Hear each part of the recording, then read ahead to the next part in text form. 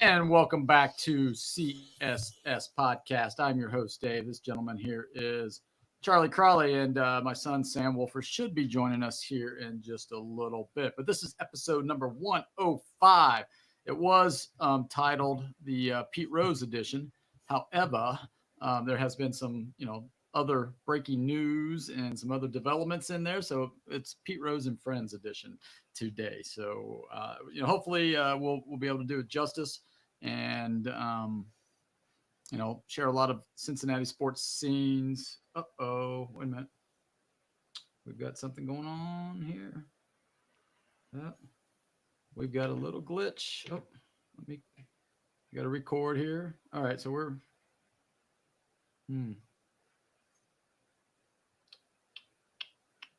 Well, we've got something happening here with the soundboard.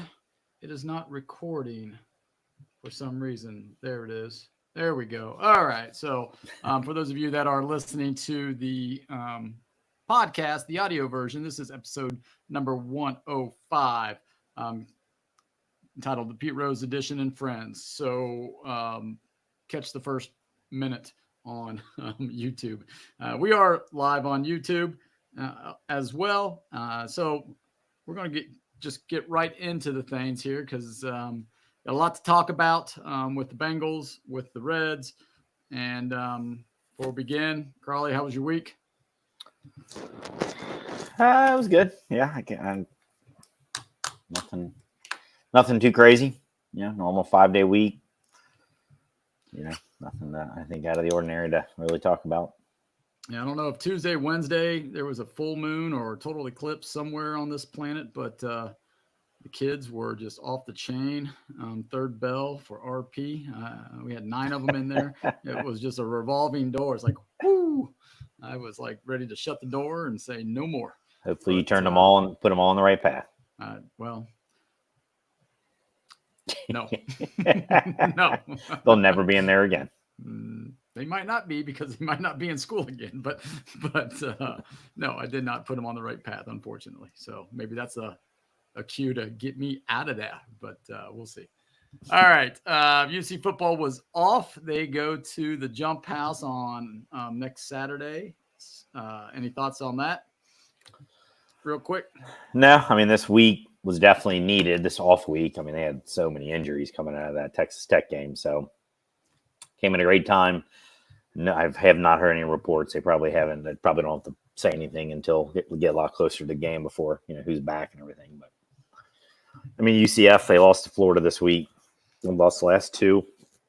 Kind of like UC South. They got, I think, 3 UC transfers. And so, they're going to be tough at home. And, they're probably pretty close to each other in terms of talent. And so it'll come down to a few plays. So hopefully UC uses this off week to, get things where they need to be and can beat them. Yep. Yes. Wacky college football week. Yeah. Number 1 goes down to Vandy. I mean, there's a lot of, interesting games. So the parity is big, and especially now with the, expanded playoffs. That one loss doesn't hurt a lot of Power 4 teams, unfortunately. We just have to make sure UC keeps going forward, keep scoring, and playing some better defense here towards, the meat of schedule and as the weather starts turning here in Cincinnati. I did watch a lot of with my son being at the Air Force Academy. I have an interest in that, and how did that game go? They're struggling a little bit this year. Yeah, so are they? Yeah, they've got beat up pretty good by Navy. So Navy at Air Force, and Navy and Army are both 5-0 this year. I know. It's first time since 46, 45, 46, something like that. Right, which is cool. But obviously I was rooting for Air Force quite a bit, and they just don't have they just don't have enough this year. Really, I guess there was some stat that popped up during the game, and they're by number of starts coming into the season, are the youngest team in all of college football. So it showed. It definitely showed. Definitely showed. So, but anyway. All right. Let's go to FC Cincinnati. I know our resident expert Sam's not on yet, but tough week. Really tough 2 weeks. Tough week for everybody around here. Yeah, pretty much. I think the Reds stole the week this week, but FC Cincinnati lost to the New York City Football Club 3-2. Then they lose at home to Orlando 3-1. And then Philly, they got a week off, so Philly will be the following Saturday on the 19th. Right, they got 2 weeks also. Yeah, so everybody plays that final day, all the teams. I think maybe even at the same time, how they do. A lot of times they do it. So what thoughts on FC's week? Yeah, I don't know. I watched the first half of that game, and I don't know the answer. And obviously Pat Noonan doesn't either, because if he did, he would pull it. So I think I still go back to what I've said most of the year. They have one real offensive, significant offensive player in Lucho Acosta. And if he's not scoring, or he did score, I mean, that was the one goal they got was from him. And they just don't have enough in the attack for me to be able to pose enough of a threat to these teams, the better teams. I mean, Orlando's fourth. So the Giacchini guy hasn't really done anything. Some of these later pickups, I never can remember his name, that Naduzier or guy they picked up about a month ago for the defense has been okay, but he got hurt. I don't think he played. I don't know if he played at all in this game. So, I don't know the answer other than, again, 2 weeks off, probably a good thing for them. Get away from it, figure out, if they can, some kind of answers. They got one more game, and then it's just get to the playoffs. And, just like in any of these sports, if you get to the playoffs, you got a chance. It's the problem for the Reds is they never get to the playoffs, so they don't give themselves a chance.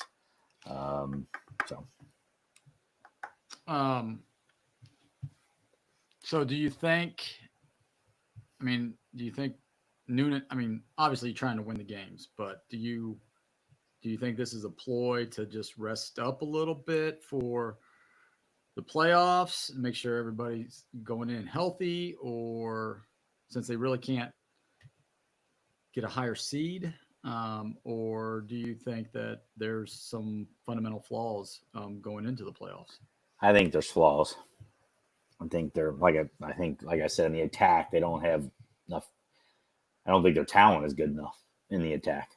I think they really go with, it's Lucho who's an A plus, and Orellano is like a, A minus, B plus kind of thing, but then it drops quite a bit to the other guys. So I just don't think they have enough in the attack to make teams worried.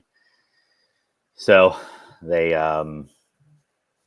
so the other team gets a lot of good chances, and Orlando obviously got quite a bit and put 3 goals in. And also at FC Cincinnati, I think it went back to last year. They had won or maybe not lost like a big number of games in a row. I don't remember exactly what it got up to, but it was a pretty big number that they had not lost at TQL. And this year is, especially probably the whole year, not just the second half of the year, but throughout the year, that just mystique is kind of gone. Like I know they've lost the last 2 there, maybe even more. Mm-hmm. So, yeah. So whatever that means, it's not like the fans aren't coming, not like it's not sold out, not like they're not, they're excited and jumping. So that tells you right there there's something else. And I think the talent / scheme / whatever is just not working at a high enough level right now. Okay. I don't put it on coaching on this one. Noonan knows what he's doing, and he's proven that he knows what he's doing. So do you think, Philly, what's Philly like? They're in the playoffs. But I don't know. Hopefully they're not hopefully them winning doesn't move them up. Because that would mean they'd have a little bit more. I'm looking it up now. Pretty sure they're in the playoffs. They almost always are. Not in the top 5, at least from what I can see here. I thought Sam said that. No, they're not. Oh, they're not. Okay, that's bad because it looks like they're 3 points away from the playoffs. So they're going to be fighting for that win. Which means if they win, they I'm not saying they'll get in because then it'll be a tie if Montreal and DC United lose. But that means they have something to play for. Yep. So there's our other host, Sam. He finally joined us. So sorry, I thought 7:30. My that's fault. all right. No problem. We're just wrapping up FC Cincy. You wanna add your 2 cents to the struggles here? I mean, I didn't really get a chance to watch it this past weekend at all. Yeah, I mean, they are kind of in a bit of a slump here, but I'm hoping it's more by design. They're just trying to get everybody healthy. But I mean, it has been kind of a season-long problem where if Acosta's not creating, they'd really have a hard time. So, and I mean, at this point, that's something that they're not really going to fix. So, I mean, they're really just going to have to focus on defense and, I mean, try and win games 1-0 in the playoffs. That's really going to have to be their game plan, I think. Yep, I agree. All right. I'm going to move on here. We've got instant reactions of the Bengals. Loss to Baltimore, 41-38. There's a lot to digest of this game. I want to start with what a couple of the announcers said. I actually kind of enjoyed Trent Green because he was pretty on it today as far as what's Burrow doing here? Why didn't he go here? Why didn't he do this here? This is what I want to be aggressive in this situation. Why are we doing this? I think they're 0-3 at home, 1-4 overall.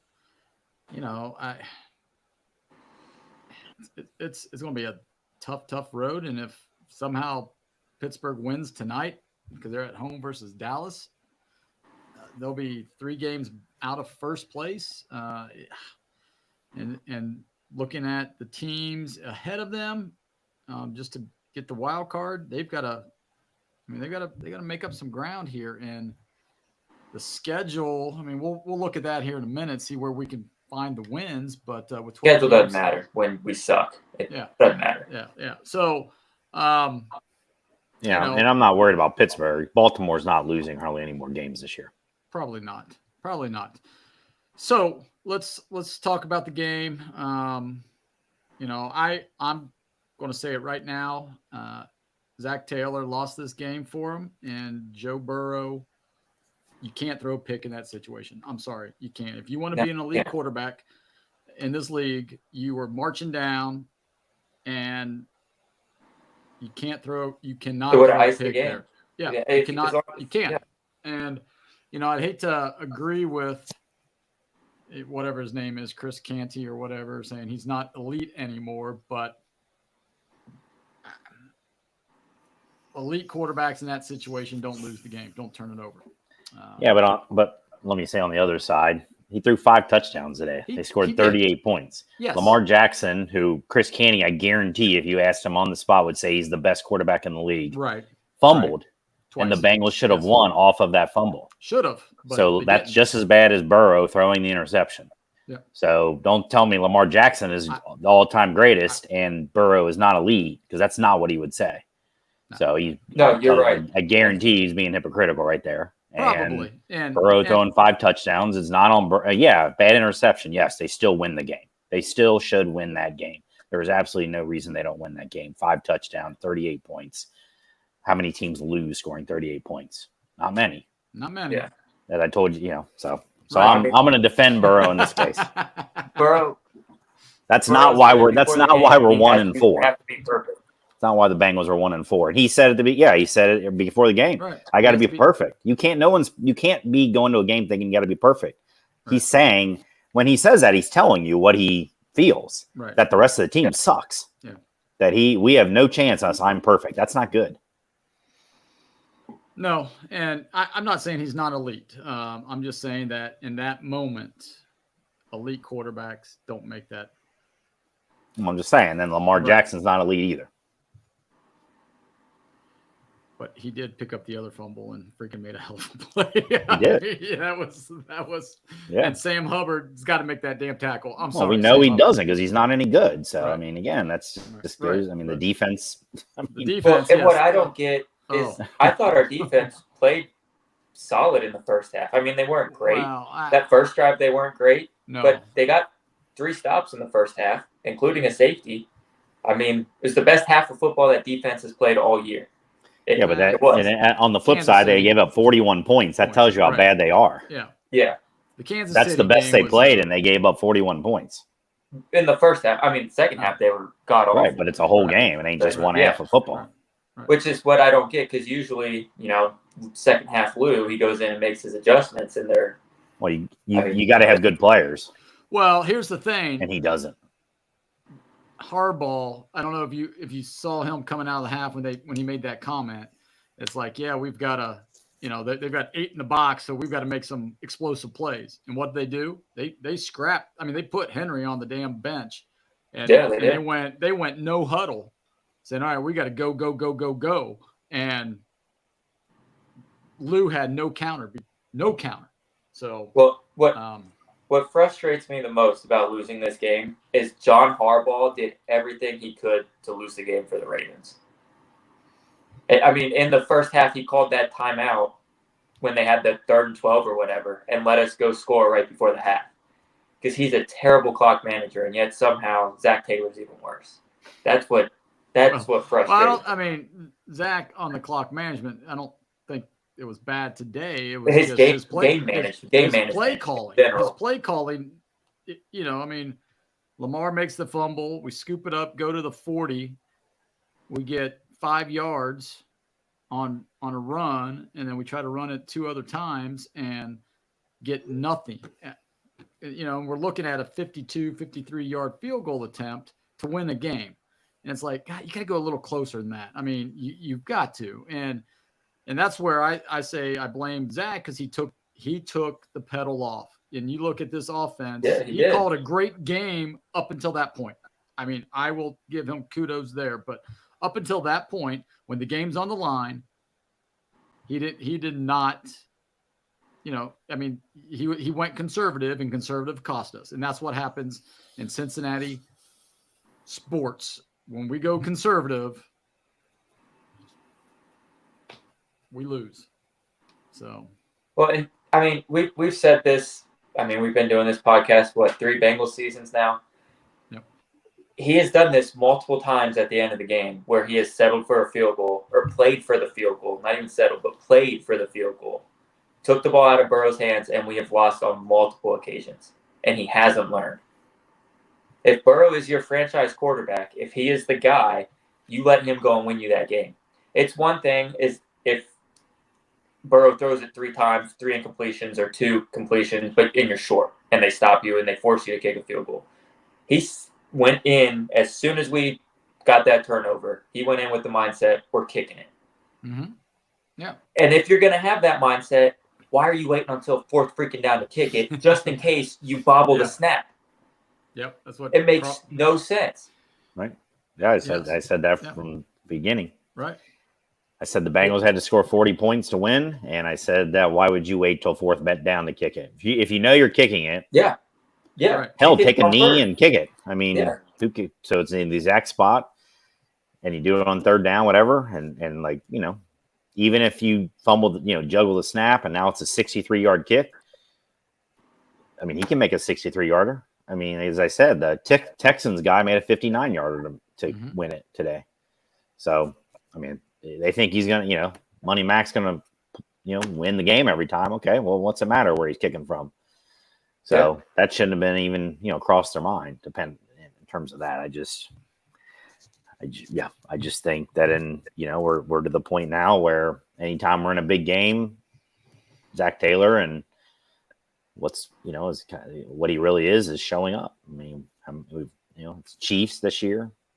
Last year we didn't really have any big games. I guess you'd consider like maybe our first Steelers game, and we got destroyed in that game. So it's just I think he's not all that good. I think he's pretty mediocre as a coach, and he's not terrible. He's kind of David Bell-ish. I don't think David Bell was terrible. I think he's just a mediocre coach. And I think Zach Taylor is just mediocre. And you mix that with almost zero talent on the defense right now. What in the world happened? And with you get Cam what you Taylor get. Britt? You know, if we don't score 40, there's no reason NFL teams should have to score 40 in a game to win.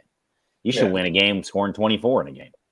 So, I mean, this is not Big 12 football. Their only saving grace right now is there's no other than the Chiefs and the Ravens and maybe the Texans in the AFC. There's a lot. It's just all a bunch of mediocre mess right now, and they're playing a bunch of bad to mediocre at best teams coming up in the next 4 games.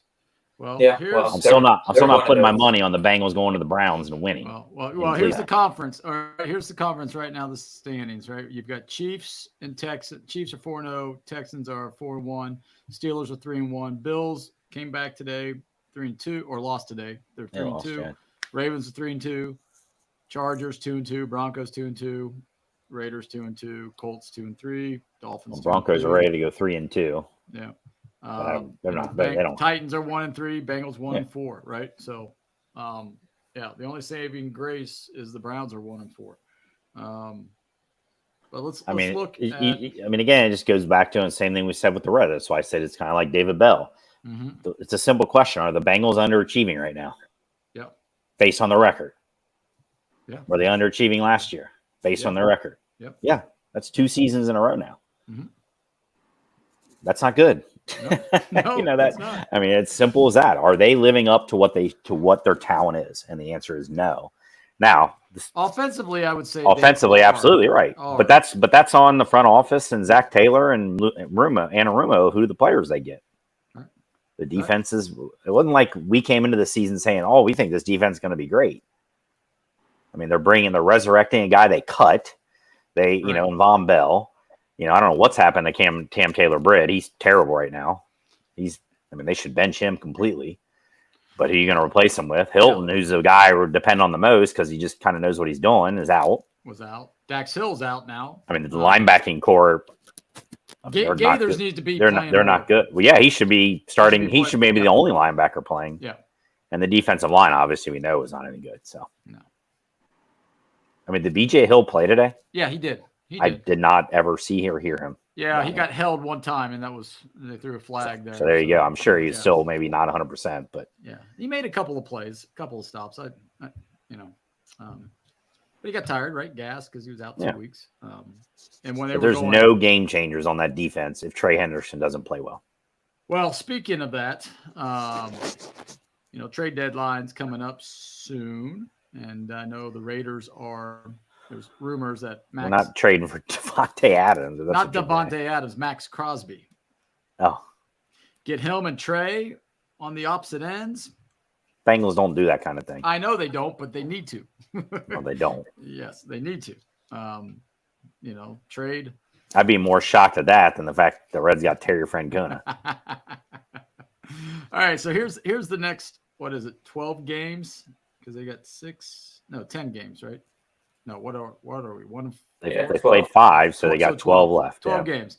So they're at the Giants, at Cleveland. Who I believe right now is winning their game, the Giants.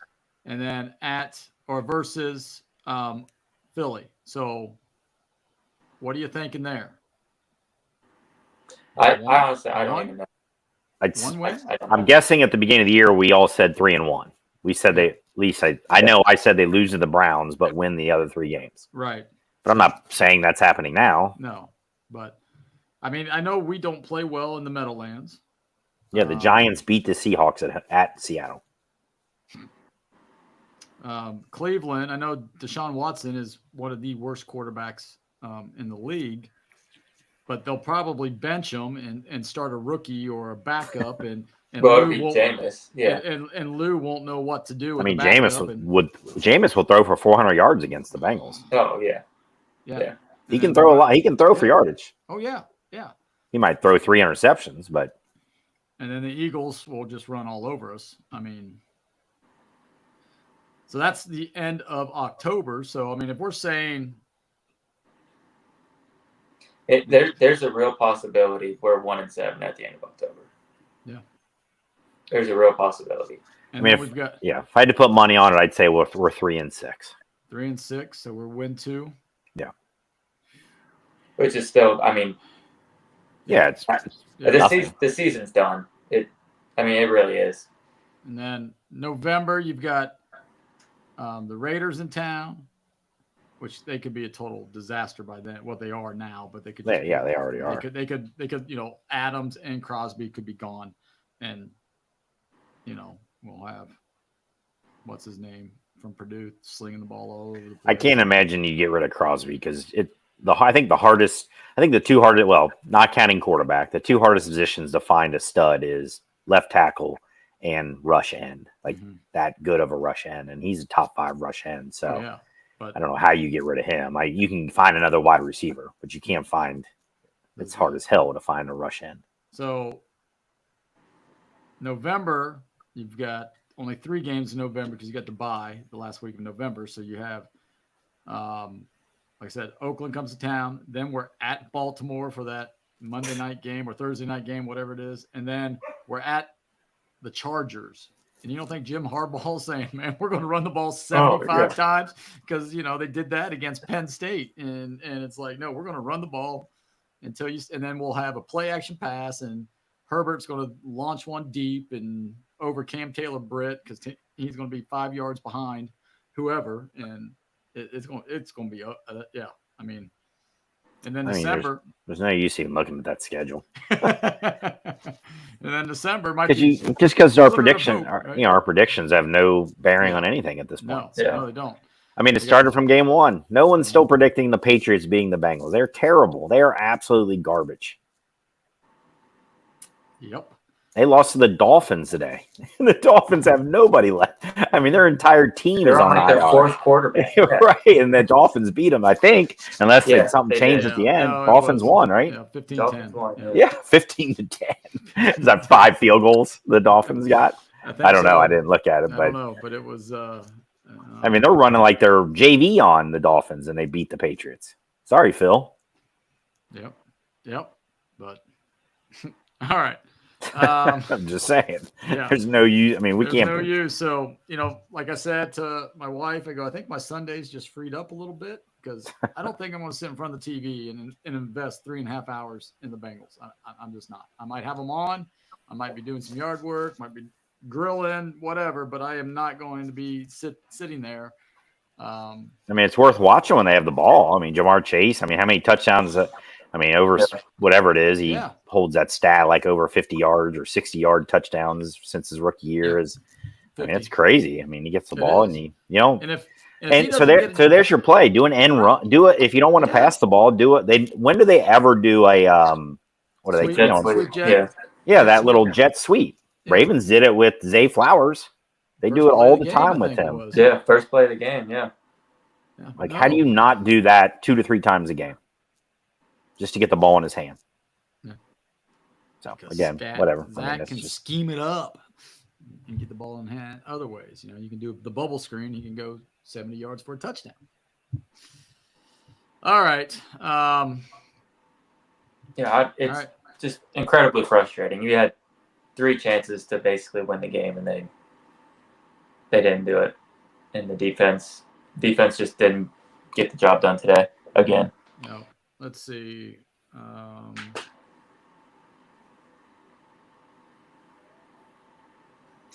me check this one thing here. I mean, I hate saying this, but they're only going to get worse. I mean, Burrow's contract kicks in next year. Yep.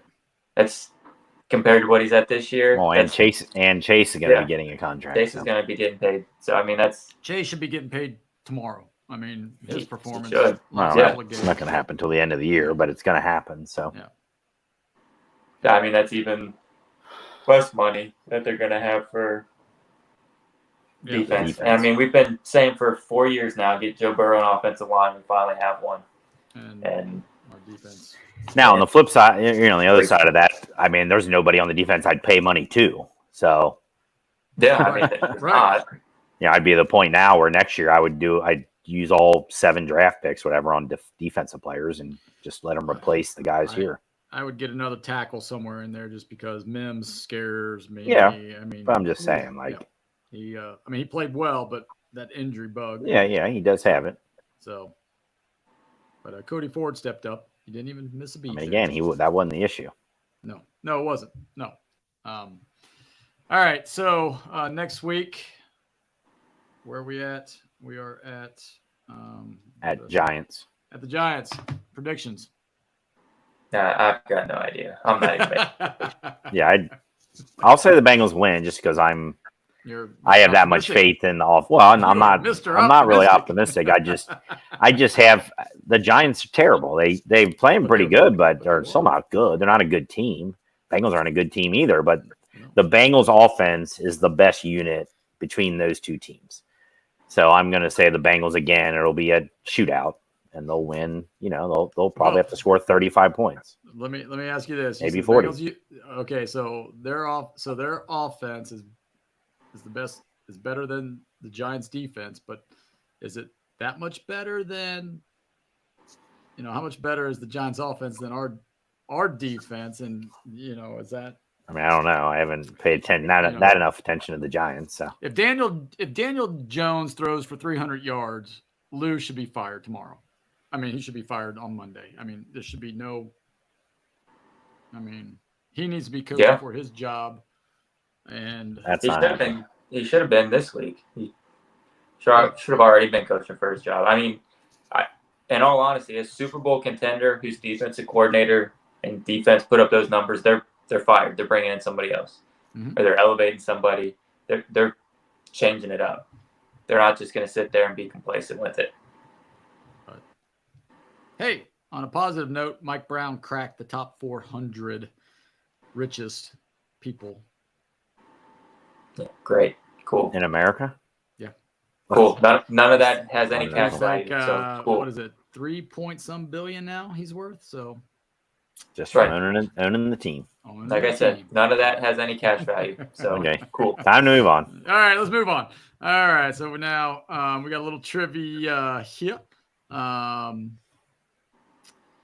So last week you guys answered the question. I had the question, and it was I can't remember what it was. I'm pulling it up right now. We're looking, but it doesn't matter. You guys got it. You got it this week, Crawley. What do we got? Yeah,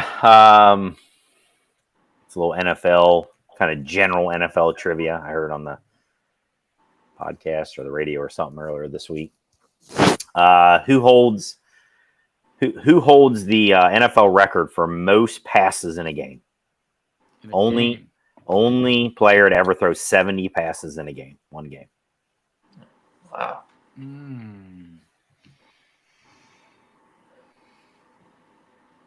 Happened in 1994. Give you a little bit of help.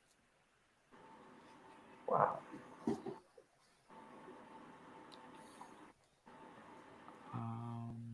94. I mean, Favre Marino would be kind of like my first guess, but I don't. I would say who was a quarterback for Glanville in that run and shoot?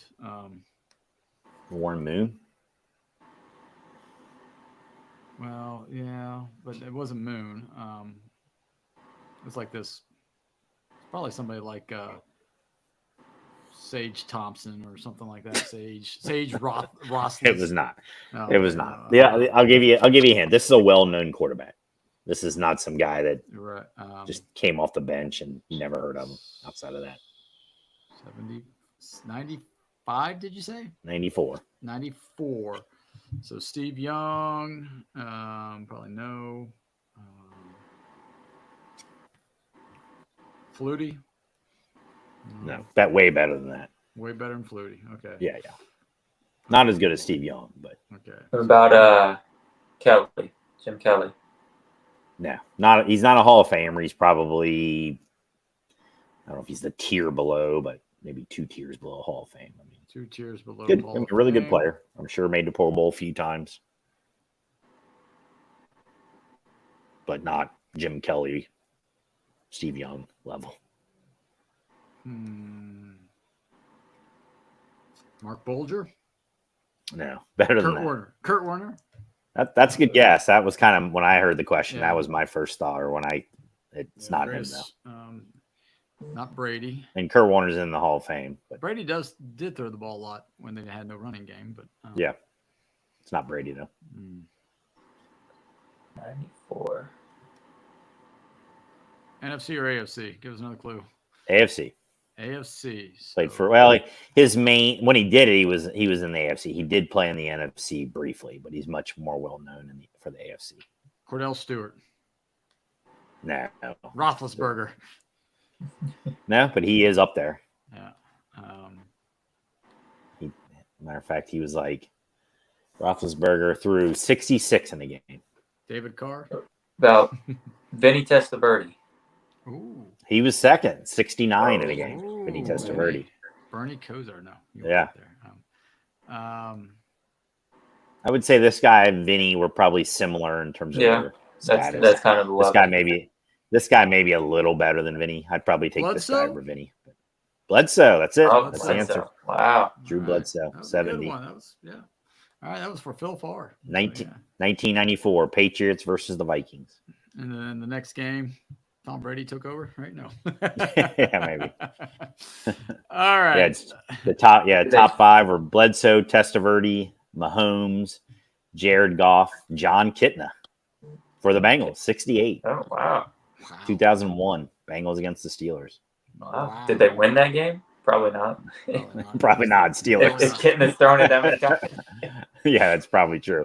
Let me see. There's a link here. Let me see if it will come up. December 30th on my birthday. The Bengals did win 26-23. Wow, only scored 26 points. Little screen pass here, pass there. Just keep throwing.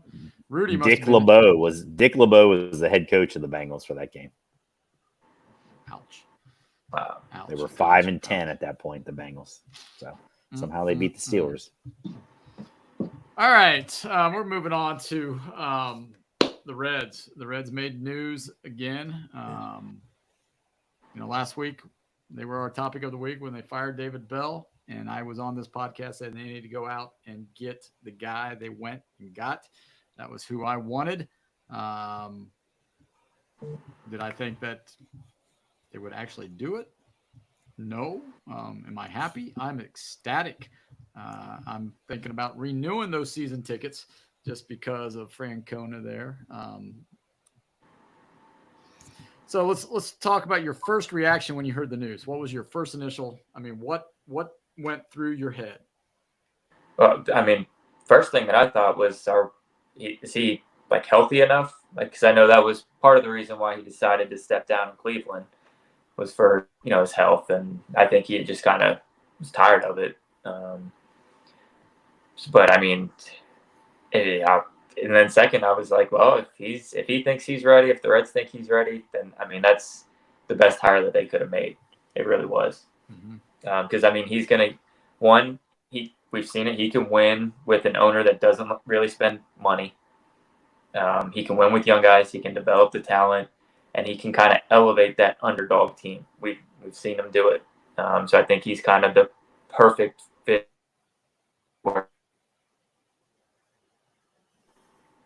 Yep. You're frozen there, Sam. There you go. Yeah.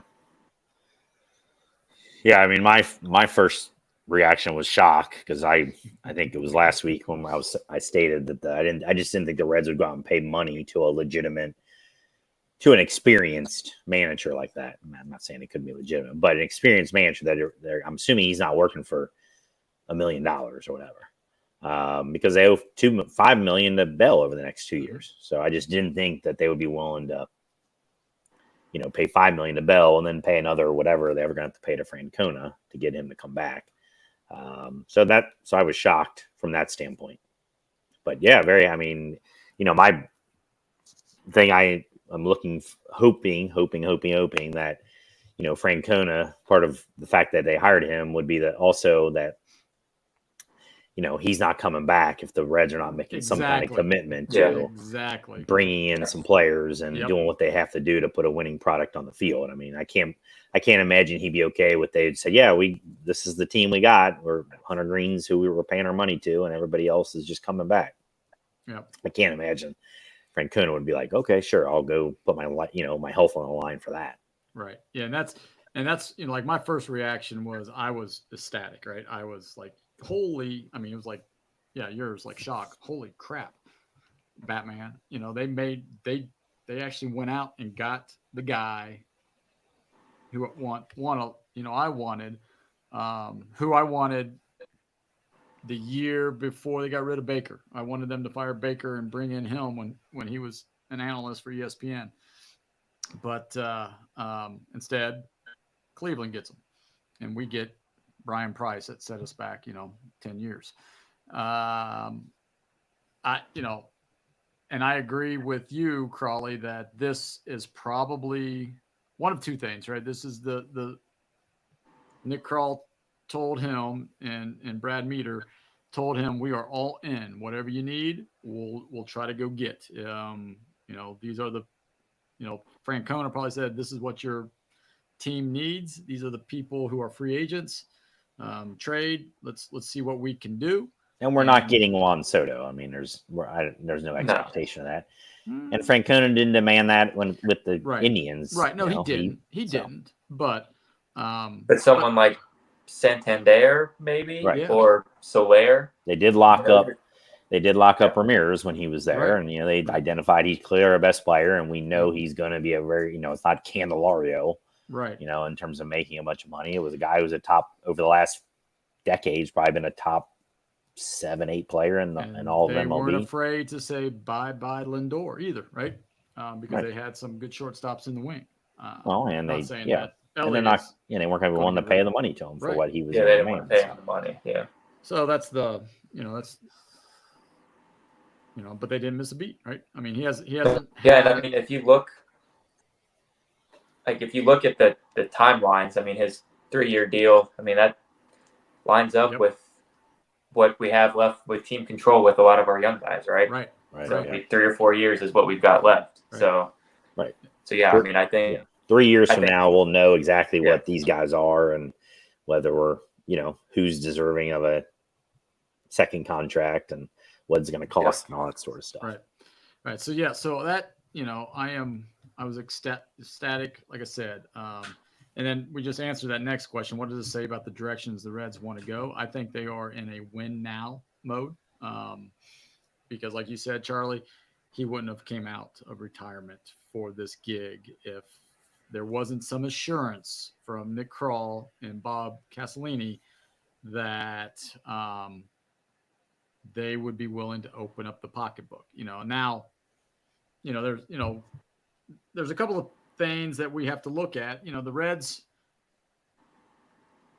they were like $100 million payroll, still was way below average, right? I mean, the average Major League, I think payroll average 142, 146. Reds were like 40 million under there, right? So and Nick Martinez probably is not coming back. Pagan probably will come back. Oh, he's coming back. He definitely is opting into that. He's opting in. So, he's opting in. No doubt about that. So then, you still have. He's more guaranteed to come back than Ellie. I mean, Pagan is coming back. Right. So we could.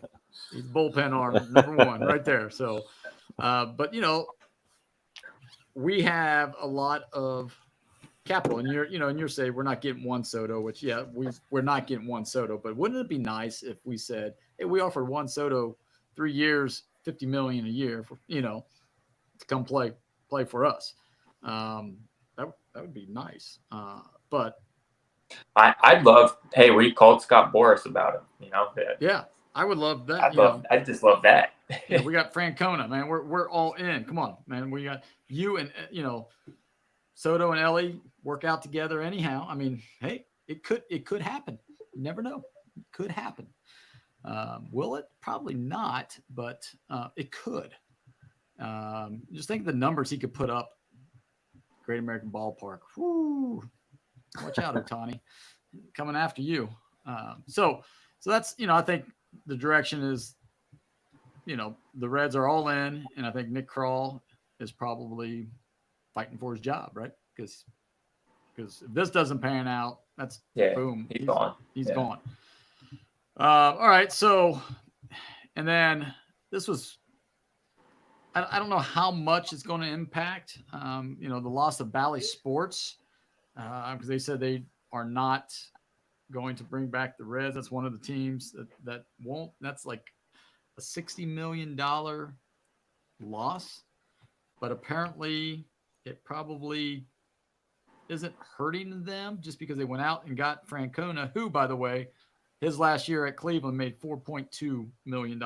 So I don't think he's coming back for less from that, right? So you're thinking 4.2, 4 million, 4.3. We'll find out eventually. Yeah, Monday's the press conference, so we'll probably find out. So yeah, I don't know. I mean, what do you think the Bally's? I don't think it will. I think they'll go after. They might use that to say we could only get one free agent, but not two, which we need. I think we need. Yeah, I saw that. I didn't see like the specifics if that started this upcoming season or if that was further down the line or what. This upcoming season. Okay. So it could, now the Reds could, Major League Baseball could do their streaming stuff and the Reds still get a portion of that, but it won't be the 60 mil, I don't think. Yeah. Yeah. I mean, I don't know if there's another broadcaster out there that would step up and take them or not. I don't know. I don't know what that looks like. Yeah, we don't know. We don't know all the details behind the scenes, all that stuff. I guess it's not just the Reds. There's a bunch of teams. Right. Yeah. Spot. The only team that they said they would pick Braves, up was the Braves. It's the Braves. Yeah. So. Yeah. I mean, I guess I would think the Reds would have the option to control their own broadcast if they wanted to, and do. I guess that would be one of the options they could look at. I guess, but. And do a monthly subscription fee type deal, but yeah, I mean, I would guess it would be. I mean, it'll only be a short-term hit because they'll find a broadcast partner eventually. I would imagine. I can't imagine they wouldn't, because if you look at Reds ballpark attendance numbers aren't great, but their actual TV viewership numbers are always in the top 10. So people still watch the Reds. They just don't necessarily go down to the ballpark. So I can't imagine a broadcaster wouldn't want to pick them up. Right. I think it'll be kind of more of a short-term hit. So yeah, maybe what you said, one free agent instead of two or three, but maybe we make a big splash trade too, to supplement it, kind of offset it. Yep. So talk about Pete Edward Rose, right? There's a tribute out there. I don't know if you all saw that or not, but it's a pretty good tribute in memory of Pete. I have it up here, but I don't want to show the whole thing, so I don't even want to. Well, I won't show it at all, just because you can find it if you just do Google search Pete Rose tribute and it'll come up. It's 3 minutes and some seconds, but it's worth your while to watch it. Those of you that have seen Pete Rose play or understand the legacy Pete lives. So let's take a look at reflections on Pete. Sam, you weren't alive when he played or managed, so you don't have a whole lot of knowledge as far as the player or the manager. You just heard me talk about him, and just because you're baseball, his importance to the game. But Crawley, you were a youngster, and I was a youngster. So what are some of your reflections on Pete as a player? Okay, not the man, but just as a player. Right. That's a whole nother podcast. Right. Yeah, I don't want to get into all that. He obviously represents the best time in Cincinnati sports history, not just Cincinnati baseball history. So, that's when anybody thinks of the Reds, and historically it's the Big Red Machine and all those guys, and my guess is you either think of Rose or Bench first of those guys, but Rose being from Cincinnati, makes a difference there. I think Cincinnatians embraced Rose more because of that issue. We'll take I'm not saying this is Rose, but we'll take a mediocre Cincinnati player over a better guy from Pittsburgh or something. I mean, surprised we embraced Casey as much as we did since he was from Pittsburgh.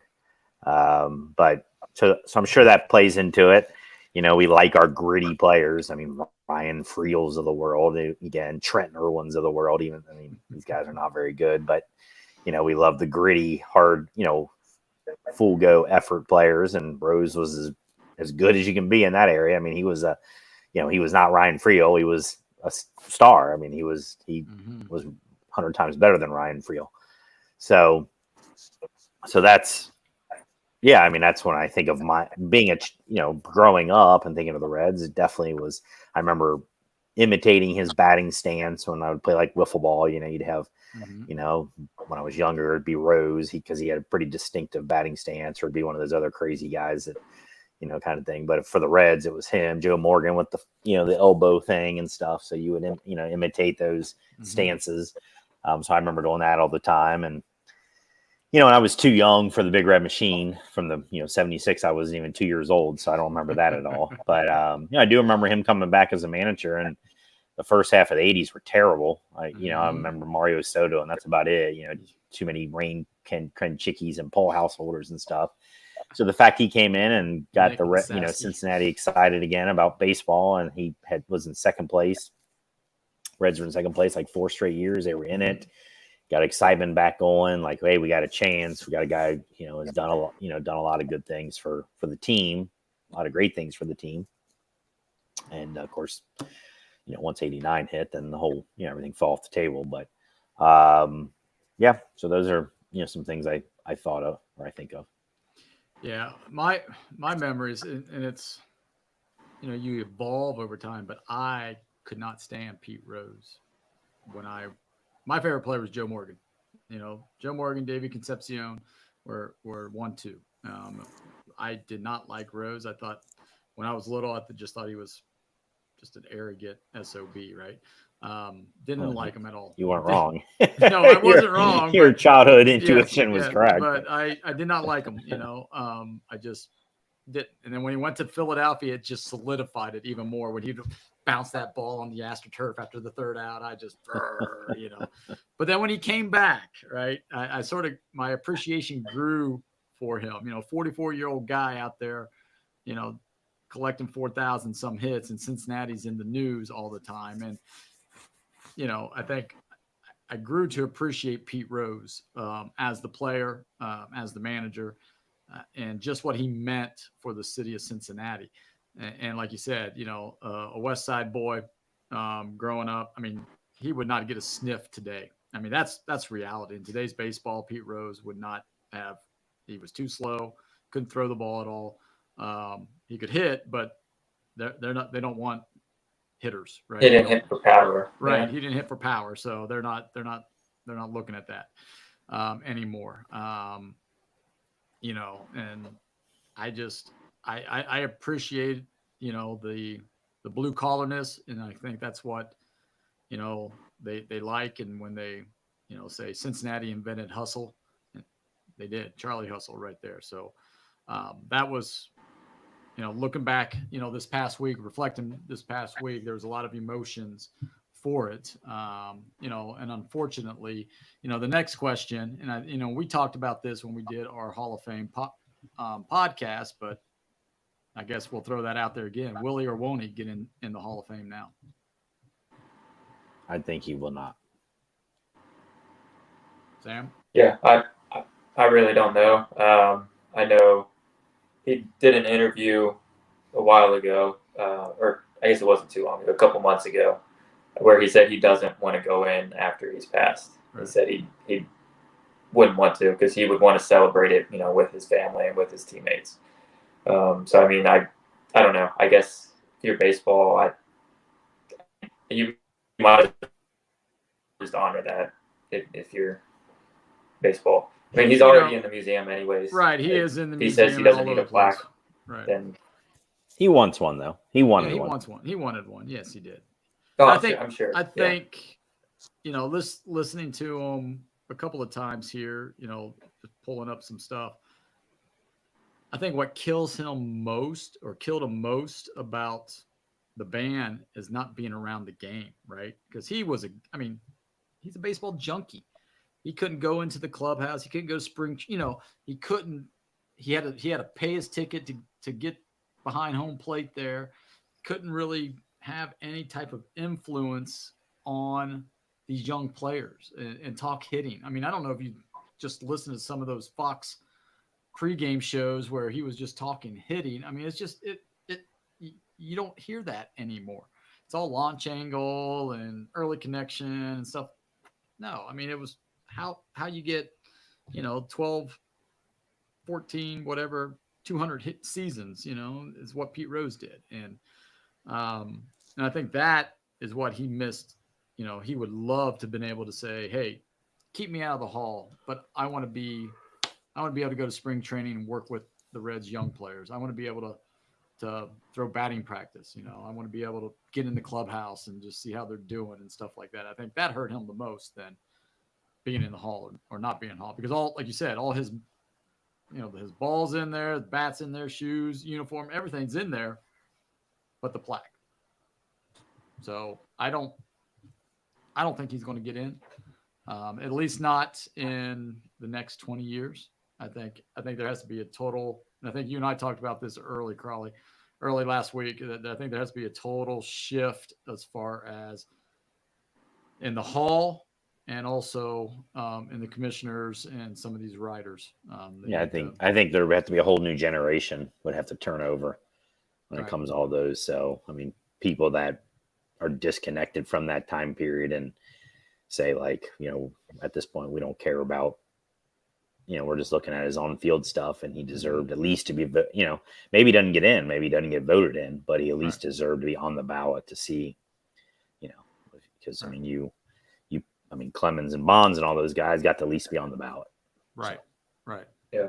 So, all right. That about wraps it up for us this week. Next week's show, we're going to have a little fun here. We're going to play cities, Mount Rushmore pro players. So we're going to look at a couple of different cities, and we're going to give our Mount Rushmore from those cities. Well, that's hard for me to say. Pro players only. And so we'll take a look at Cincinnati and who's the Mount Rushmore. Bengals, Reds, Royals, maybe, right? FC Cincinnati. And then we'll throw out some cities there, and we'll see what happens. So for Sam and Crawley, I'm Dave. Until next week, everybody, please hit that like and subscribe button. Tell your friends about the latest Cincinnati podcast. You can find all our stuff here on YouTube Live, or you can check us out on any place that you get your listening pleasure from. So until next week, everybody, take care. See ya. Bye.